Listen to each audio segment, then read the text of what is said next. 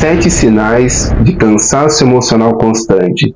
Veja só esse podcast, vai ser muito interessante para você.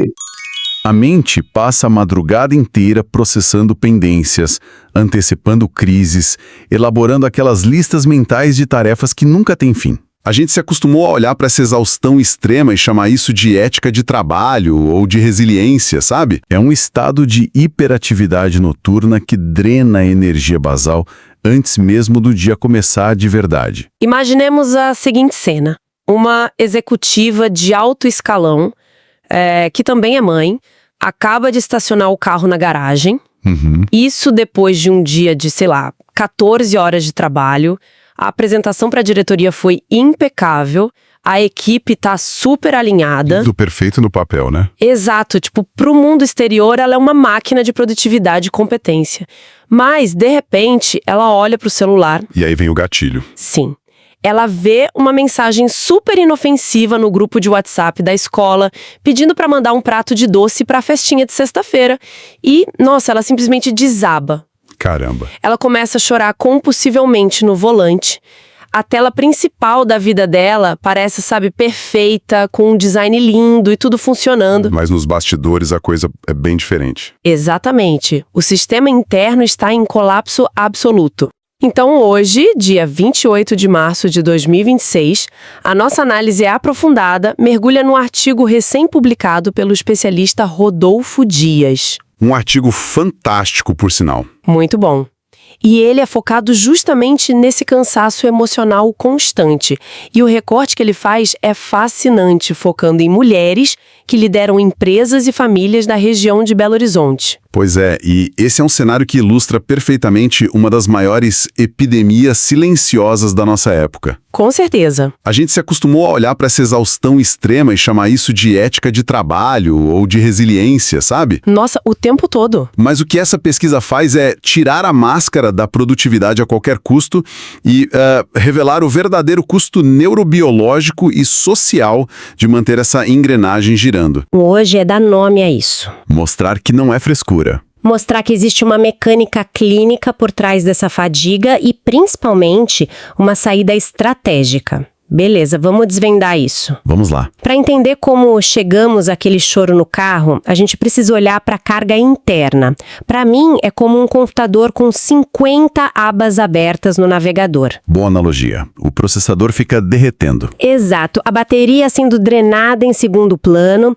O artigo destaca que o ciclo começa já no momento em que a pessoa abre os olhos. O sono simplesmente não restaura mais nada. Sim, porque o cérebro não descansou de fato.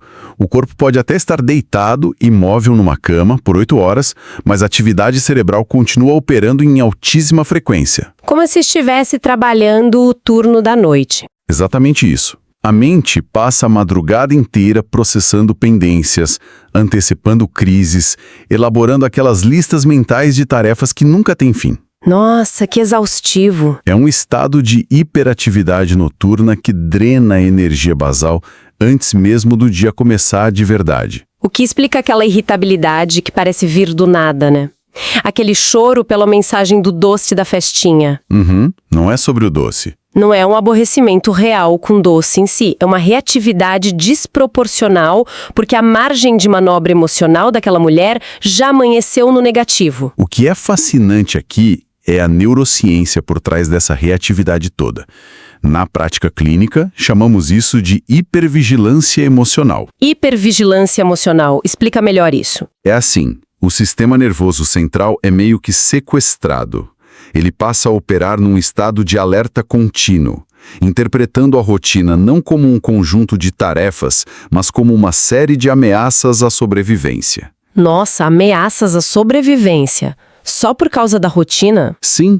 É como ter um detector de fumaça na cozinha que ficou tão desregulado e sensível que dispara um alarme ensurdecedor de incêndio só porque alguém está fervendo água para o café. Caramba, que imagem forte! Quando o cérebro está convencido de que precisa lutar ou fugir a cada segundo, qualquer estímulo extra, um e-mail, uma pergunta, um barulho, faz o sistema entrar em curto-circuito. E o mais cruel dessa hipervigilância toda é como a nossa cultura não apenas ignora esse alarme de incêndio, mas na verdade aplaude o barulho, sabe? Sim, a romantização do estresse. Exato. Existe uma verdadeira armadilha em torno desse conceito da mulher forte.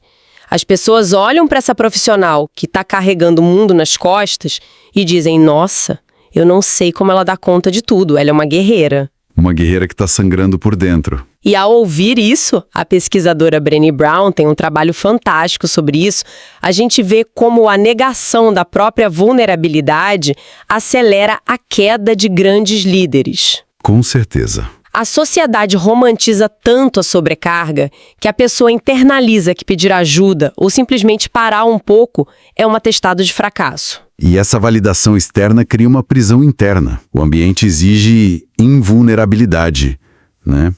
O que alimenta diretamente o próximo estágio desse esgotamento, que é a culpa implacável durante o descanso. Nossa, a culpa do descanso é muito real. Condicionado a essa hipervigilância, o repouso deixa de ser percebido como recuperação e passa a ser codificado pelo cérebro como negligência. É aquela voz interna destrutiva no momento em que a pessoa tenta sentar no sofá no domingo à tarde. Aquela voz que não cala. A voz que diz, olha, você deveria estar adiantando aquele relatório, tem roupa para dobrar, você está perdendo tempo.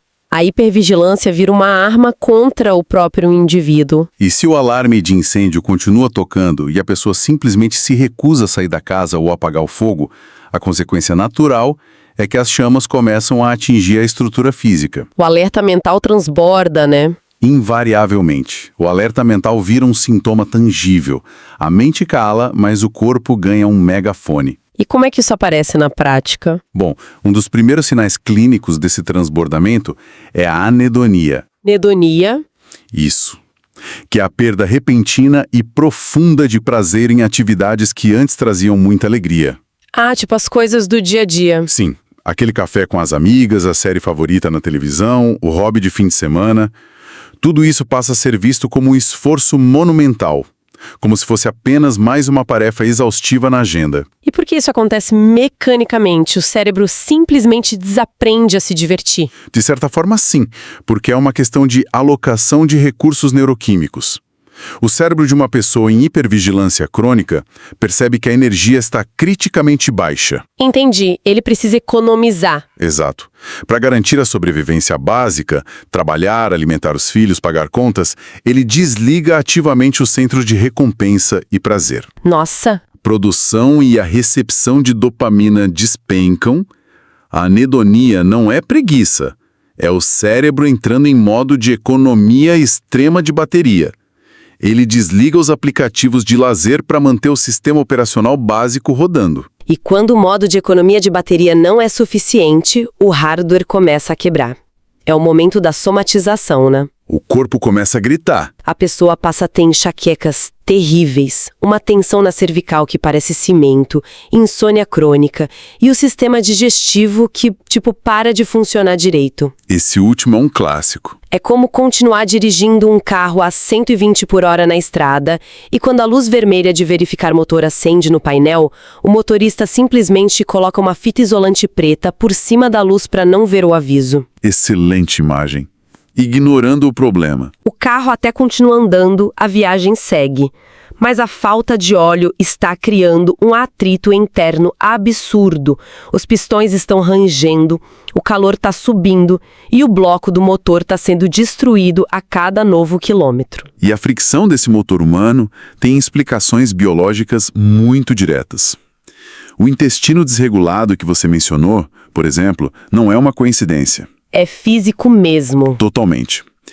Existe o eixo intestino-cérebro, onde o nosso sistema nervoso entérico, frequentemente chamado de nosso segundo cérebro, reage imediatamente à enxurrada de cortisol, que é o hormônio do estresse. Ele paralisa tudo. A digestão é um processo que o corpo só prioriza quando entende que está seguro.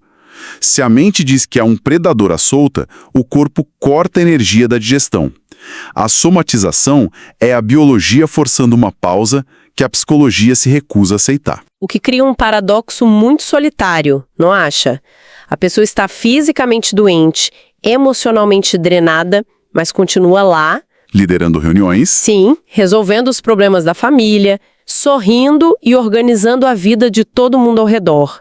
E isso gera uma solidão muito profunda. Muito. Uma sensação de isolamento que acontece no meio de uma sala cheia de gente. A pessoa não está sozinha fisicamente, mas se sente completamente invisível em sua exaustão. É o peso da performance constante. A solidão deriva da percepção de que as relações ao redor são mantidas apenas pela utilidade daquela pessoa e não pela essência dela. Nossa, isso é forte. Ela acredita que se parar de dar conta de tudo, o afeto e a validação vão desaparecer. Agora, o artigo que baseia a nossa imersão de hoje faz uma escolha muito inteligente ao não tratar isso apenas como uma falha individual. Ele olha para o contexto urbano e cultural. Sim, ele contextualiza muito bem. Esses sintomas não brotam do nada. A análise foca especificamente nas mulheres de Belo Horizonte. E a gente precisa entender por que esse perfil geográfico e demográfico funciona como um caldeirão perfeito para o esgotamento. Se conectarmos isso com um panorama geral, a cultura mineira tem particularidades históricas muito fortes. O famoso jeito mineiro, né? Exato.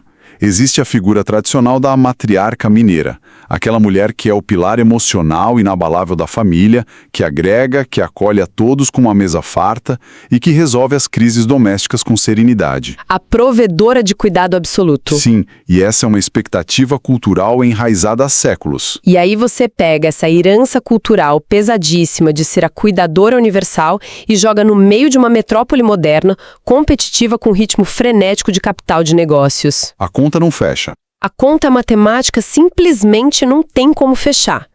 A mulher tenta ser a matriarca acolhedora tradicional e, ao mesmo tempo, a executiva agressiva que bate metas no mercado. E os dados confirmam a insustentabilidade dessa equação.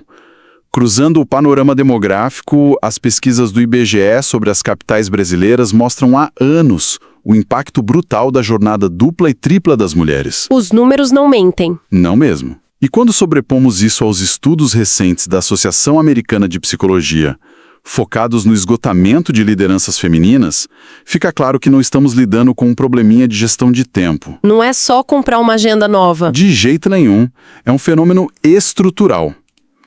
A velocidade da vida urbana, o trânsito pesado de BH, as demandas escolares, a conectividade digital ininterrupta, tudo isso atua como um acelerador implacável dessa pressão cultural. É quase irônico, sabe?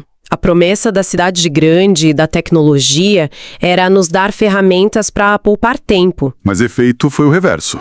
Totalmente.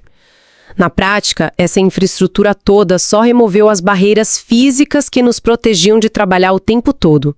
A vida urbana suga a energia que a tecnologia prometeu economizar. Bem isso. O que nos traz a uma linha divisória muito importante. Uma dúvida comum para quem escuta todos esses sintomas, a anedonia, o corpo doendo, a hipervigilância, é pensar imediatamente: pronto, eu tenho burnout. O autodiagnóstico é rápido hoje em dia. Mas o especialista pontua uma diferença fundamental, né? Entre estar cronicamente cansado e ter um diagnóstico clínico de burnout. E a precisão desse diagnóstico muda tudo na hora do tratamento. O cansaço emocional constante é o estágio crítico, a luz amarela piscando freneticamente. Um aviso prévio. Isso. É o momento em que a intervenção ainda pode ser preventiva e comportamental. Já o burnout é o colapso total do sistema. E isso é reconhecido oficialmente, não é? Sim. A Organização Mundial da Saúde incluiu o burnout na classificação internacional de doenças, como um fenômeno estritamente ocupacional. É quando o motor do carro funde de vez e a pessoa fica incapacitada de operar. Entendi. Além disso, o texto do Rodolfo Dias alerta que é preciso separar a ansiedade gerada por essa sobrecarga, que é situacional, de um transtorno de ansiedade clínica generalizada, que atua independentemente do volume de trabalho. E é aqui que a gente precisa virar a chave da nossa análise. Mapear o problema, entender a biologia, a cultura mineira e o eixo intestino-cérebro é excelente para a conscientização. Sem dúvida. Mas a grande questão para a nossa audiência, que talvez esteja se reconhecendo nesse quadro agora, é: o que essa pessoa pode fazer na segunda-feira de manhã? A parte prática. Como começar a desarmar esse sistema sem transformar o próprio autocuidado em mais uma obrigação exaustiva na agenda? Aqui é que a coisa fica realmente interessante. É a minha parte favorita do artigo. O material analisado propõe que a recuperação não começa com grandes retiros espirituais de silêncio ou demissões em massa, mas com intervenções microcirúrgicas na rotina. Mais especificamente, um ritual matinal de apenas 10 minutos. Exatamente. O foco é mudar a forma como o sistema nervoso inicia o dia. Só 10 minutos. A proposta prática envolve 10 minutos de respiração consciente, estabelecer uma intenção silenciosa para as próximas horas e, o mais crucial de tudo, 0 contato com o celular ou telas logo após acordar. Certo. Mas aqui eu preciso entrar com um questionamento forte para você. Manda. A gente está falando de décadas de patriarcado, de herança cultural matriarcal em Minas Gerais, pressões corporativas pesadíssimas e um sistema nervoso que já está somatizando dores no corpo inteiro. Como é que sentar e respirar por 10 minutos vai combater anos e anos de esgotamento acumulado? Sinceramente, parece que estamos tentando parar um trem de carga desgovernado colocando uma pedrinha nos trilhos. É uma objeção instintiva e completamente válida. E se a gente olhar apenas para o tempo em si, realmente parece desproporcional. É o que parece. Mas a eficácia não está na duração temporal, e sim na alavancagem fisiológica. A neurobiologia explica isso muito bem, inclusive com base em pesquisas de laboratórios de ponta. Como quais? Como os liderados pelo neurocientista Andrew Huberman, lá de Stanford. Quando a pessoa acorda, o corpo já produz um pico natural de cortisol. O hormônio do estresse? Isso, conhecido como resposta do despertar, que serve justamente para nos tirar do sono profundo. Se no minuto seguinte a pessoa pega o celular e vê e-mails de trabalho ou notícias ruins, ela empilha um estresse reativo em cima desse pico natural. Ela diz para o cérebro que está sob ataque. Você diz para sua amígdala cerebral, o ataque já começou, o predador está na caverna. A pessoa acorda e já entra no ringue de boxe? Exatamente. O dia já começa na defensiva. Os 10 minutos de silêncio e respiração fazem o caminho reverso. Eles forçam a ativação do sistema nervoso parasimpático. Que é o nosso freio, né? Que é o nosso mecanismo de freio e restauração. Você atrasa a liberação de noradrenalina e diz ao cérebro: o ambiente está seguro, eu estou no controle. Ah, isso faz sentido. Essa pequena alteração bioquímica de 10 minutos muda completamente a lente pela qual seu cérebro vai processar o estresse pelas próximas 16 horas. A pedrinha no trilho, quando colocada no local exato da engrenagem, consegue sim desviar o curso do trem. Nossa, incrível como a fisiologia respeita a consistência, não necessariamente a intensidade. É a chave de tudo. E para quem precisa ir além desse primeiro passo de regulação matinal, o artigo aponta para uma reestruturação mais profunda, mencionando uma abordagem chamada Método Raízes Emocionais Femininas. E o texto menciona que a primeira sessão custa apenas R$ 97,00 e já traz alívio nas primeiras semanas. Um acesso bem facilitado. Sim, e o que chama atenção não é um formato miraculoso, mas sim a mudança de paradigma sobre como essas mulheres tratam a própria recuperação. O grande salto qualitativo dessa abordagem é tirar a saúde mental da categoria de luxo estético, sabe? Ou de um dia de spa. Que é o que muita gente acha que é. Exato, e reposicionar isso como uma estratégia central de sobrevivência e de eficiência. O método foca na autorregulação emocional estruturada. Levando isso a sério. A premissa é clara. A energia mental é o ativo mais valioso que uma líder ou uma mãe possui. Se ela não gerenciar esse ativo com a mesma seriedade com que gerencia o caixa da empresa dela ou a educação dos filhos, o sistema inteiro entra em falência. Então, o que tudo isso significa, se pudermos extrair um núcleo dessa nossa imersão profunda de hoje, é a constatação de que o cansaço emocional, a falta de alegria crônica, o corpo dolorido, nada disso é um sinal de fraqueza ou uma falha de caráter. Muito pelo contrário. É o exato oposto. São sinais de um corpo extremamente inteligente tentando proteger o sistema de uma destruição total. Reconhecer a hipervigilância não é admitir uma derrota, é acessar um diagnóstico preciso. É o primeiro e mais corajoso passo. O autocuidado precisa entrar na agenda como uma manutenção básica do hardware, e não como uma recompensa que a pessoa só se permite se sobrar tempo no fim de semana. Porque, convenhamos, nunca vai sobrar. Isso levanta uma questão importante, que talvez seja a raiz de todo o problema que o texto aborda. qual seria? O que mantém as pessoas presas nesse ciclo de sofrimento muitas vezes não é a ignorância sobre os métodos de cura ou a falta de informação científica.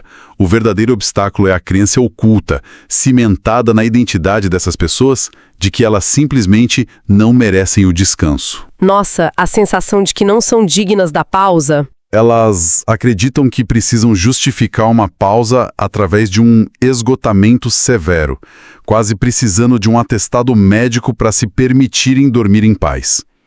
A cura só começa quando o descanso se torna um direito intrínseco e não um prêmio de consolação pela exaustão extrema.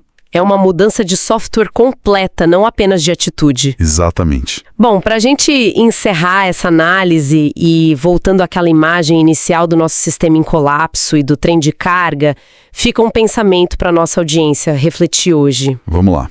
Se nós temos uma geração inteira de mulheres líderes, mães, profissionais que estão operando em silêncio absoluto à beira de um colapso nervoso apenas para garantir que as engrenagens da família, das empresas e da economia como Belo Horizonte continuem rodando perfeitamente, o que aconteceria com a nossa economia e com a estrutura do mundo moderno como nós o conhecemos se todas elas decidissem, coletivamente, que o bem-estar e o descanso delas são inegociáveis? O sistema para.